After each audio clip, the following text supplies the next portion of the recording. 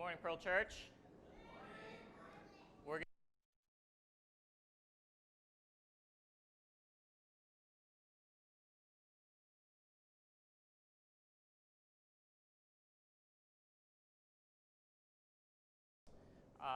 from the mission team that went off to Puli this past week. Okay, and just a little background. So George, if we could put up the first slide.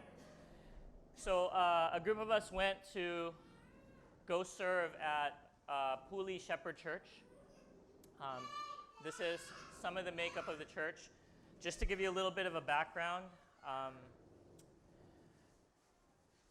the church serves mainly a farming community. Okay, so if you don't know anything about Puli, there's a lot of farming, a lot of agriculture, but also what tends to happen is there's a lot of broken homes. Okay, so a lot of the kids that you see here, their families are not intact.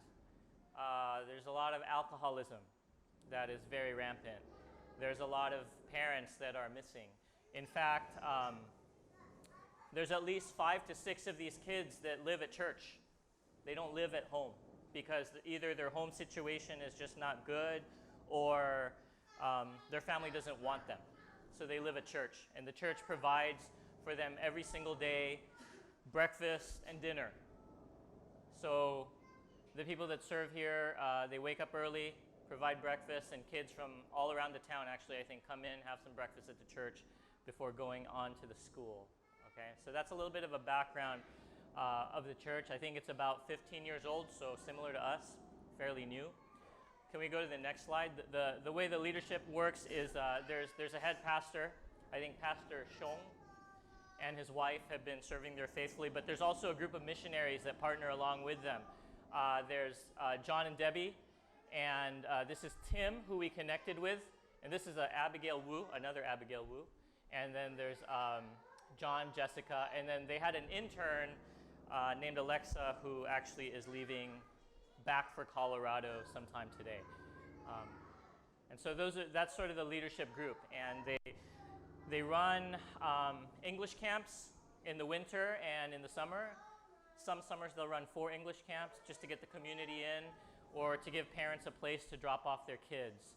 And obviously embedded within the English camp is the message of the gospel. In addition to that, they also have a cafe that's called the Clubhouse. And can we go to the next picture? That's where they have also English classes, but also they play board games. And they just want to encourage it as a place where kids can come and forget the bushiban and all that, right? Learn a little English, but also learn some board games.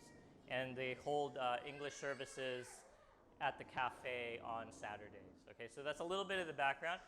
So how this is going to work, we're going to have Doug share a little bit from his experience, and then we're going to have the kids share, which is why we're keeping the kids here, because we want them to kind of get a sense of their experience. Okay, so can we welcome up Doug?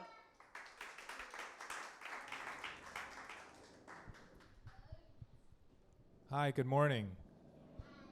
I want to thank you on behalf of our team and the other 2 teams, one that's now in Meishan, well, starting this week, and then the next one in Taidong, for supporting this, because the reason that a lot of this can happen is because of your support financially and also in prayer, because the things that happened this past week and also this coming week and the following week are all going to be supported by prayer. So I would continue to encourage you to continue in prayer. One thing I wanted to share briefly is, so Jenny and I shared one of the classes. We had the 3rd grade class. We taught English, and another young lady from Kaohsiung, from the BCC church, taught the Bible classes. And then we had 2 helpers with us, and 12, which eventually became 6, and then at the last minute 5 kids by the time the ending program. And we were basically with them the whole day, which is something that I thought was wonderful because it gave us a chance to connect with those kids.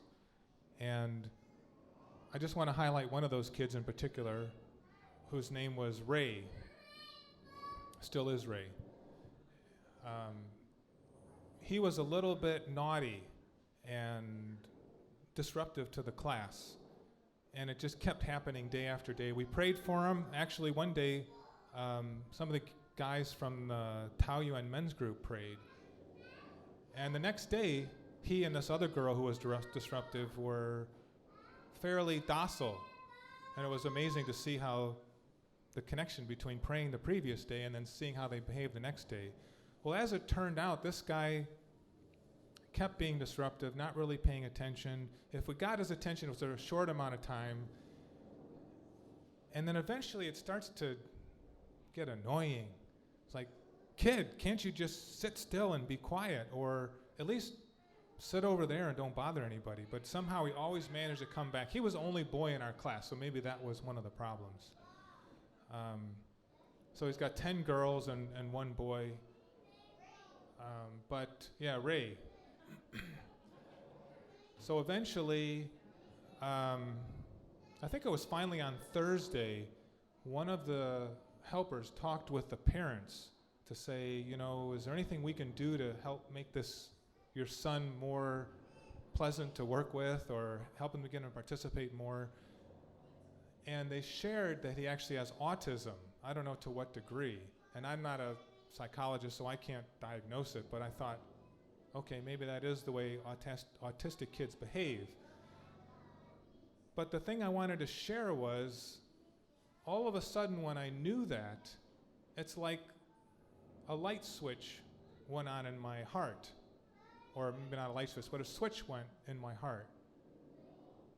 My thinking about him changed suddenly. Before he was a nuisance, and how can we, deal with this kid to keep him from, influencing other kids? And then once I knew that he had this medical condition, I started to feel more compassion for him, which I should have had from the very beginning, yes, but that's my sinful nature. Once God gave me this insight into what his condition is, I had an ability now to love him more and care for him. So the last day, he actually didn't participate on the 5th day. So on the 4th day before he left, I knew he was leaving, so we had a chance to talk. And the previous day, Jenny actually had a chance to share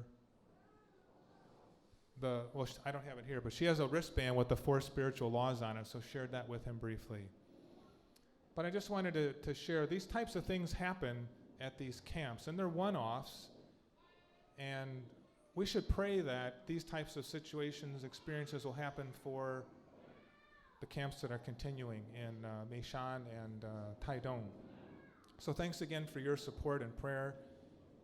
Keep praying for the camps that are going on. And if the Holy Spirit reminds you, and the town of Puli comes to mind, just remember to pray for them. And if I could, this might be a little bit awkward, I want to change the topic just briefly. I don't want to bring too much attention, but as I mentioned, we have a small group meeting in Taoyuan that just started about 2 months ago. And here's 2 of the guys who are in our small group, Sean and Lee, his cousin. And I don't know if any of you, this is your first time at a church service, but this is Lee's first time at a church service. So we want to thank him for making the trip from Taoyuan, or actually from Dashi, to come all the way out here. Thank you, Doug. Okay, so we're going to have the kids share, but I knew it would be disastrous if we just let them share without any sort of editing. And so we were smart enough, being veteran parents, to instead record them so that we could filter out what was very important. So we're going to show you a video of some of the kids' thoughts about the mission trip. Timmy, how did you like this week in Puli? I liked it a lot. Yeah. It was good. Yeah. Can you tell us what was a little different than in Taipei? In Puli, there were more mountains and more small animals like bugs and lizards and big ants. What was different about the church? The church, it was bigger, and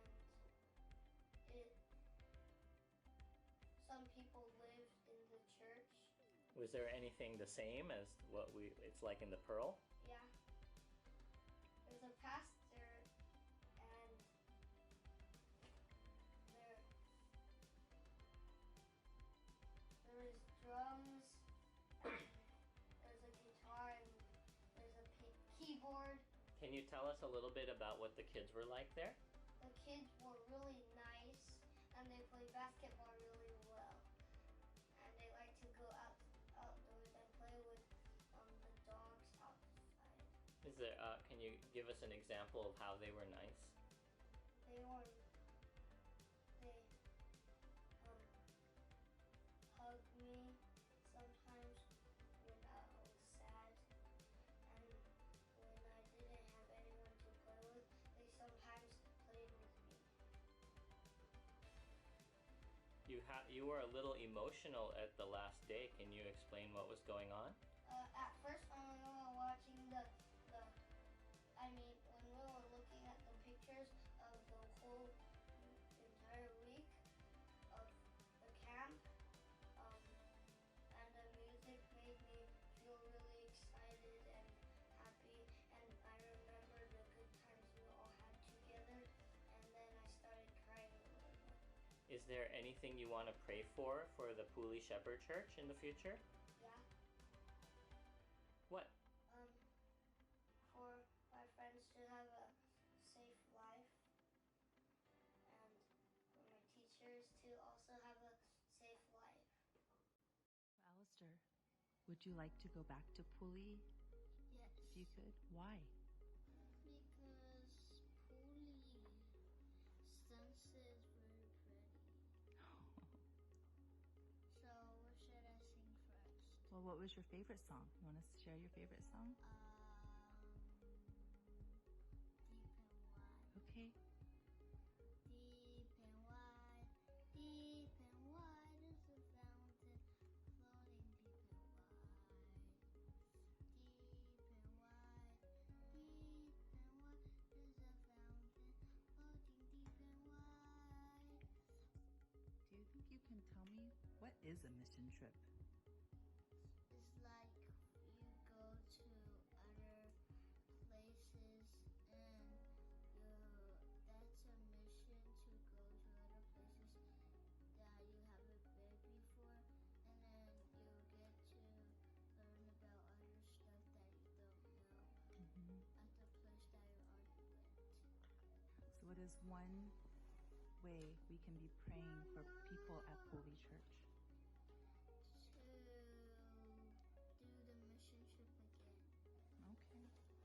Well, thank you very much for your sharing, Alistair. I appreciate it. Bye. Bye! What else did you like about Pooley?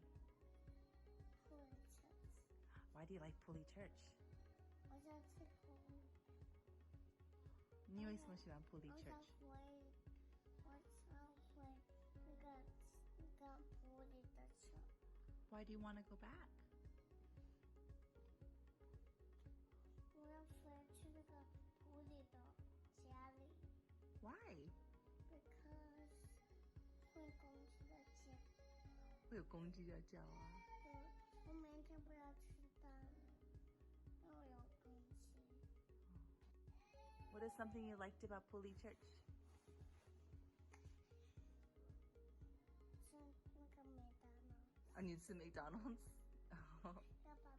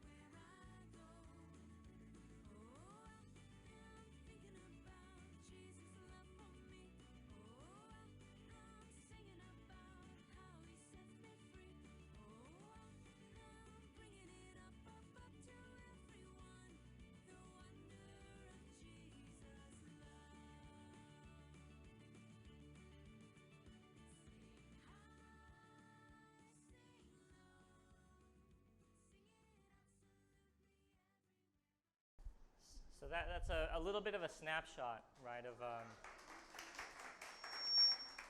of what God is doing. And so we're going to spend a little bit of time praying for the church, okay? They don't have much. They meet in a shed. They meet in a farm shed. But if anything I saw is you don't need much to be a blessing to your community. And the work they do is hard. It's a lot of messy situations, but God is using that church in very powerful ways, and we just got to come alongside, and you never know how. And if you're ever wondering, should I go on a mission trip? I highly encourage you to consider it. There's 3 things I don't like. Not being home, middle school kids, and swimming. And God put me in a situation where I was not at home, working with middle school kids, whose Chinese level was like way beyond anything I was used to. And what we did every day was we swam, but I still saw how God could use them to teach me, and how God in some small way, I don't know how, could use me to bless them. So we're going to pray for that church and our other mission trips. And if you also would like to contribute, right, we talk about the resource plan. And the resource plan is a vision. We don't always have that money. We don't always have the money that we budget for. So if you would like to contribute to the mission funds, I would encourage you, go ahead and give an offering, and you can just check other and write for missions, okay? So can we as a congregation spend just a few moments praying for the leadership there, the kids there, the families there, and our Maysan mission trip that is currently going on today, and then I'll close this in prayer. Welcome to the Pearl. If this is your first time or you don't know who I am, because usually it's Pastor Alex, my name is Leo. I'm one of the teaching pastors at this church. I'm usually the guy that talks when the jackhammering is going on somewhere in the building, okay? But, that's not the sound of construction, right? That's the sound of potential and dreams in God's kingdom. So today we'll be in Titus chapter 2. There's no clock, so I have no idea what time it is. Here, 10:48, okay. So I'll try to drag this out till 11:30. Titus chapter 2, verses 1. But as for you, this is Paul talking to Titus, teach what accords with sound doctrine. Older men are to be sober-minded, dignified, self-controlled, sound in faith, in love, and in steadfastness. Older women likewise are to be reverent in behavior, not slanderers or slaves to much wine. They are to teach what is good. And so train the young women to love their husbands and children, to be self-controlled, pure, working at home, kind, and submissive to their own husbands, that the word of God may not be reviled.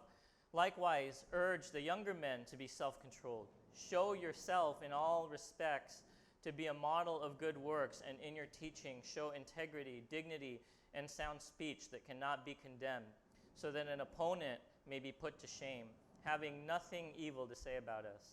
Bondservants are to be submissive to their own masters in everything.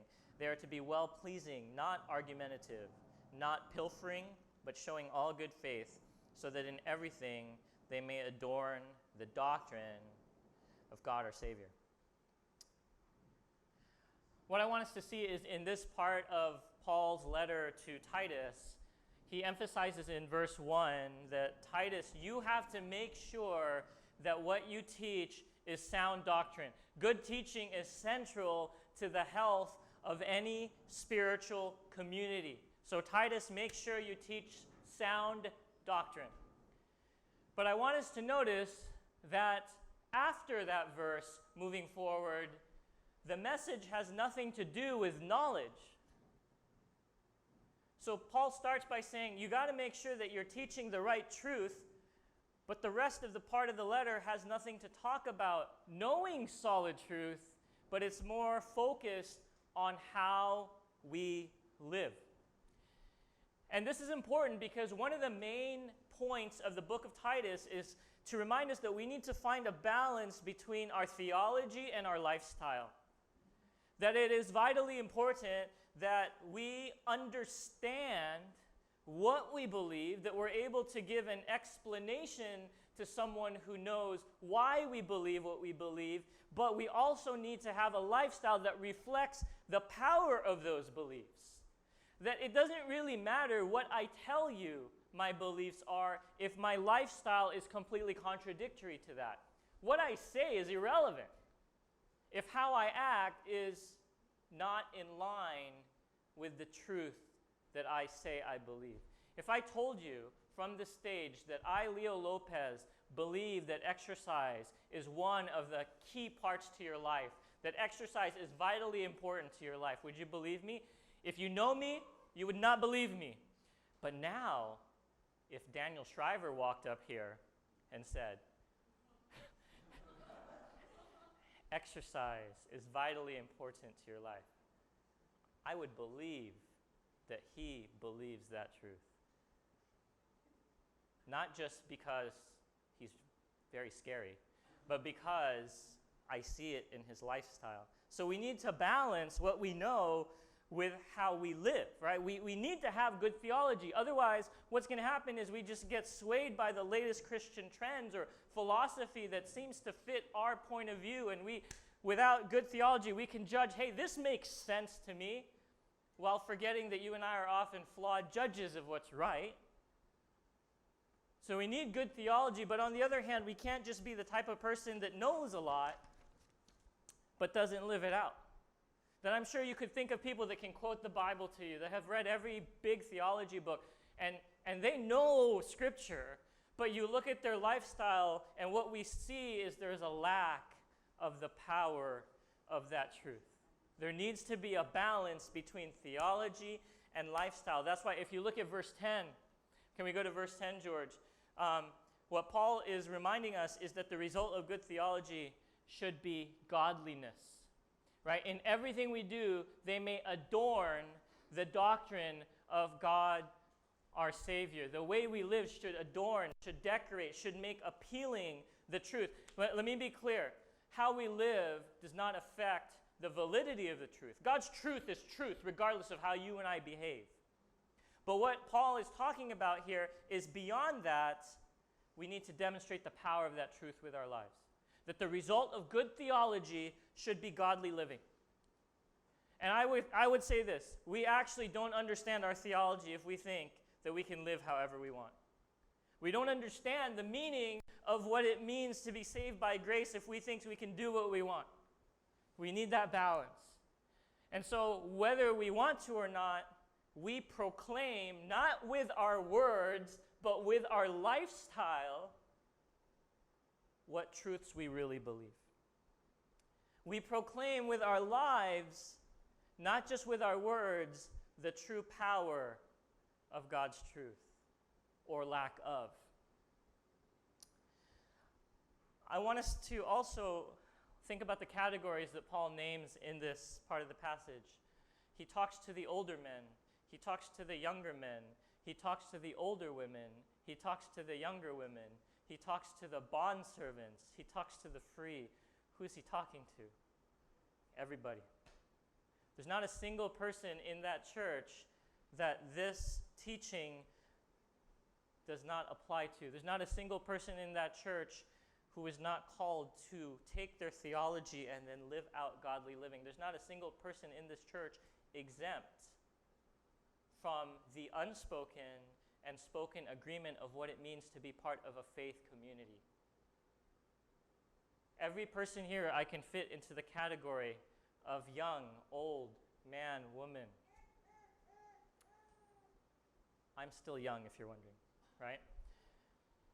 And so what Paul is saying is when you come here, we don't just get to be a warm body sitting in a seat on Sunday. That is not an option. We don't just get to exist in this faith community. When you enter into a faith community, into a church, there is an agreement about how we are to live and the roles that we play in each other's lives. We're to live in a godly way. We older are to mentor younger. Nobody is exempt from that. But I like how he puts it here, because when he says that no one is exempt, that no one is just a breathing body sitting in a seat in church, he doesn't talk about how we serve. He doesn't talk about our roles and responsibilities. He talks about what? Our lifestyle, how we live, how we interact, how we encourage one another with our lives. Not just how we serve as an usher or a greeter or a speaker. No one is exempt. And so there's a lot happening here, and as much as I would love to unpack what it means for wives to be submissive and, bondservants to treat their masters a certain way, we've dealt with that before. I'm just going to focus on one of the more common threads to every group Paul mentions. And the common thread that you see through all those that he's talking about is this idea of self-control. If you look at verse 2, it says, older men are to be sober-minded, dignified, self-controlled. Verses 4 through 5 is talking to older women. Train the young women to be self-controlled. So he's saying, older women, you got to be self-controlled so you can train the younger women to be self-controlled. Verse 6, likewise, urge the younger men to be self-controlled. So I want to focus on this aspect of how our theology, our knowledge should inform how we live. That word self-control is a little bit different than the word we see in Galatians chapter 5, where Paul talks about the fruit of the Spirit, one of them being self-control. But it essentially means the same thing. What it means here is to have this inner disposition that regulates our outward behavior. An inner disposition that regulates our outward behavior. It's related to this word diaphragm. What is the diaphragm? It's the muscle inside of you that regulates, to some extent, your breathing. So self-control is something in us that regulates how our life is expressed outwards. And it's one of the mechanisms that God uses to really grow and transform us. There's often two ways that God confronts us about sin. One is our conscience. Our conscience gets activated after we make the wrong choice. The conscience is what God uses to transform us and to draw us closer to Him after we make a bad decision. Self-control is what God uses to transform us before we make any sort of bad decision. Right? So these are different ways that God tends to work in us. So the fact that this is being emphasized here, there's two implications. First implication is this. There are desires in us that we need to control. Simple, right?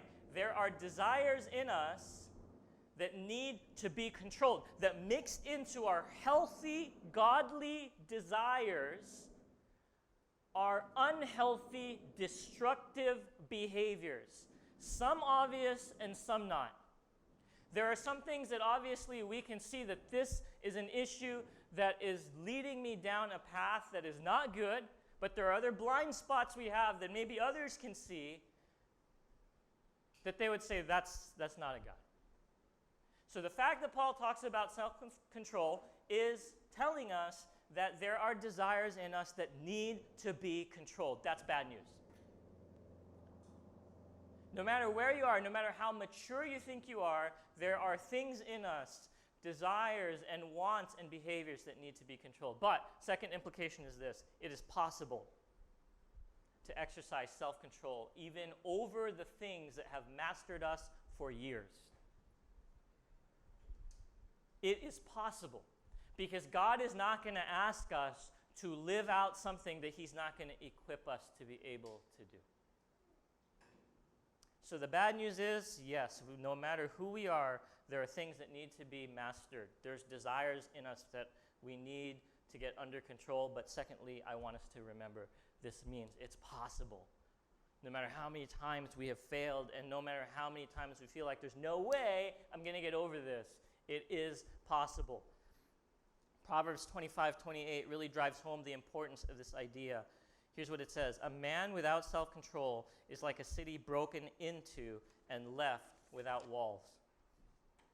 back then the only defense a city had was not actually in how big an army it had to do with its walls. And so what Proverbs is saying is if there's a city without walls, it's defenseless. It's going to fall to any enemy that comes its way. And so in the same way, if we live a life that lacks self-control, we're defenseless. Any sort of enemy that comes, any sort of habit that comes, any sort of desire that comes that is not of God is going to conquer us. So this is not something that we can just take lightly. This is not something that we can just say, hey, I'm a disciplined person. I have no problem with this. Because there's all areas in our lives that we think, I've got this mastered, and before we know it, slowly over time, we know what? It masters us. And there are areas of our lives that we know this is a dangerous creature, and we pet it, thinking we won't get bitten. But without self-control, it ends up conquering us. So this is not something we can ignore. It's actually something we need to take a very deep look at. Look at 2 Timothy chapter 3. We read this a few months ago. But understand this, that in the last days there will come times of difficulty, for people will be lovers of self, lovers of money, proud, arrogant, abusive, disobedient to their parents.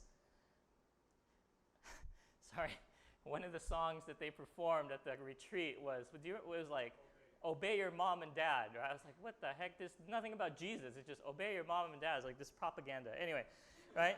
Disobedient to their parents, ungrateful, unholy, heartless, unappeasable, slanderous, without self-control. Isn't this great that in the middle of Paul's description about what godless living looks like, boom, self-control.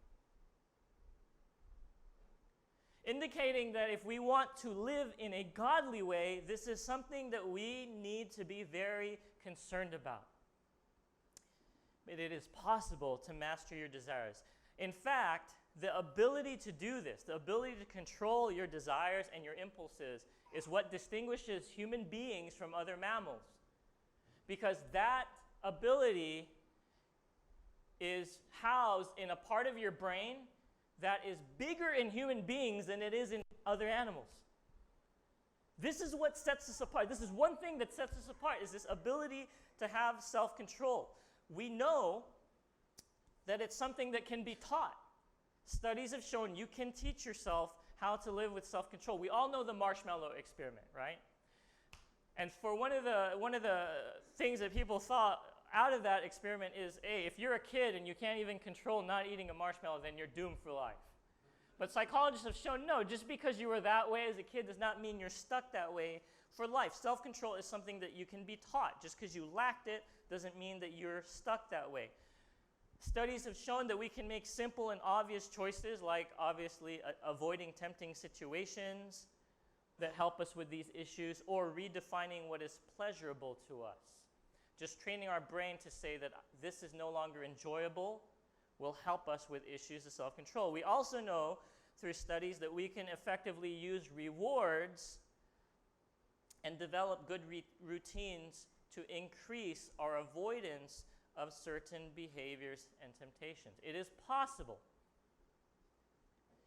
but we can't approach it like that from a Christian perspective.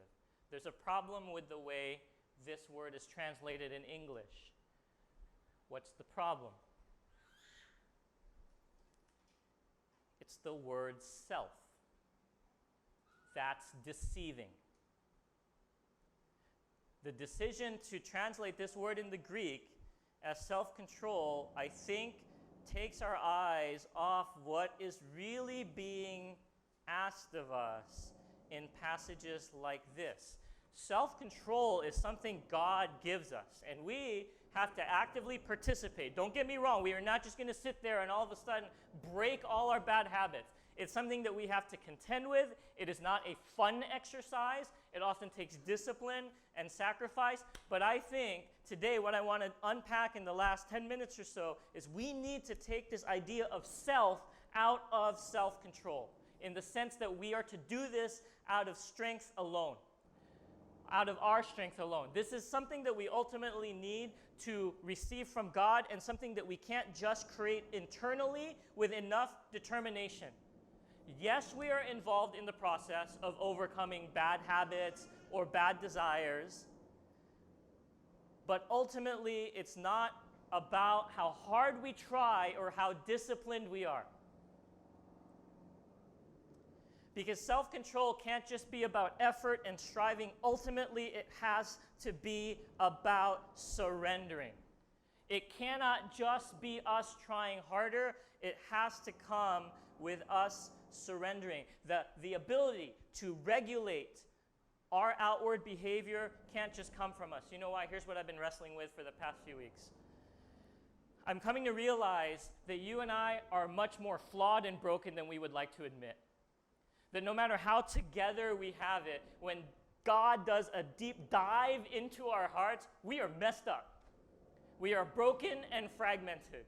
Without God, there is nothing in us that desires righteousness. So why would we think that we can conjure up on our own the wisdom and strength to regulate our harmful desires? Why do we think that self-control can come from our fragmented selves?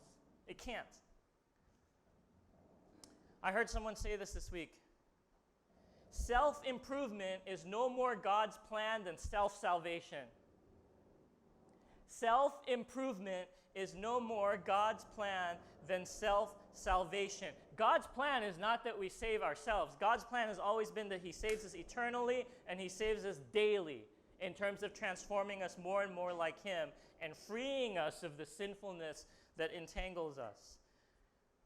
Self-improvement is no more God's plan than self-salvation, right? Like I said at the beginning, good theology has to result in godly living. What does good theology tell us? You and I are saved by grace, which implies what? You and I need to live by grace. But what often happens with these sort of areas like self-control is we stop living by grace, if we were to be honest, and we start living by what? Self. And it's so easy to stop relying on God to give us the strength and the means and the power that we don't deserve and just start relying on our own willpower to overcome some of these things that we struggle with. Self-improvement is no more God's plan than self-salvation. It's a fruit of the what? Spirit. So it is something that we need the Spirit to live out. And so instead of striving, the key to self-control is not just in the striving, it is in the surrendering.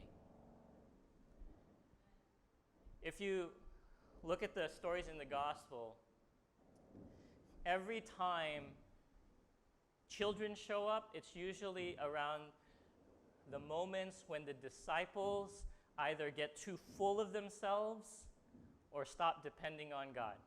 Right? The disciples are having this conversation of who among us is the greatest. In other words, who has the best qualifications to be the best in God's kingdom? What does Jesus do? He brings kids. The disciples are sitting there, they're looking out, and they're saying, there's too many people to feed. We can't possibly feed them. What does Jesus do? Child comes along. I got some stuff. Why does that happen? Because it's in those moments when the disciples think so highly of themselves, or in those moments when the disciples think so little of God, that Jesus had to show them, look at these children. They're the ones that understand true dependence. They're the ones that understand they don't have the ability on their own and they need their Father's help. Look at these children. They're the ones that know that their dad can do it. Their father can do anything. They don't have to be taught that. That is an awesome picture of total dependence and the approach that we should have as we struggle with areas in our life where we don't have good self-regulation, is to come to the Father and say, Dad, I need your strength, and I know you can do it, and I will trust you.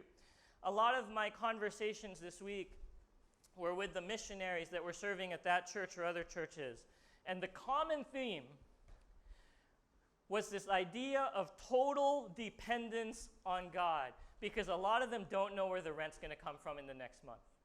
A lot of them don't know where the finances are going to come in to be able to do this ministry, where the resources are going to be able to come in order to do what they don't know. And they said, all I can do is trust God. Total dependence because they don't have the means. And one guy told me right away, he said, I used to say I trust God, but saying that when you have a paycheck coming in a few weeks and you know you can budget properly is different than when you know there's nothing coming, that there's nothing you can do to make it happen. And so I think I want to sort of use this idea for us to wrestle with this path in life that we all take of just learning to let everything go to God and trusting God to provide and trusting God to empower and acknowledging that it's not in me. Of trusting God to say, Lord, would you provide your strength? Would you provide the right people, the right accountability, the right messages, the right strength, the right means for me to live out this Spirit-filled self-control in my life. It can't come from us. If you ever follow what's known in the church as the deliverance movement, the deliverance movement's idea is that there are deep-seated issues in us that we need to let God into. That our outward behavior, the way that maybe we always participate in destructive relationships or we destroy relationships, the habits that have taken a hold of us, those are just surface level manifestations of deep inner things that we need to let God into. That routines are good, right? Routines are good. Discipline is good. Avoiding triggers is good. But sometimes what we're doing is we have this gaping wound in our life that is causing us to lose control, and we're putting Band-Aids over it when God wants to do deep surgery. And maybe part of our journey of trusting Him more and more is to let Him in, or to let other trusted brothers or sisters in to areas of our past and our emotions and our hurts that are not pretty to look at, but are really the key to helping us grow in this area of self-control. When we allow Christ deep into our hearts and give Him permission to do surgery on the callousness that has developed over the years, on the wounds that cause us to react certain ways, to go to certain habits of that bring us comfort, to chase other things, to destroy relationships. Maybe it's not just willpower, but maybe allowing God deep into our hearts. Because see, those actual behaviors are not as critical as the underlying impulses and the emotions that cause it.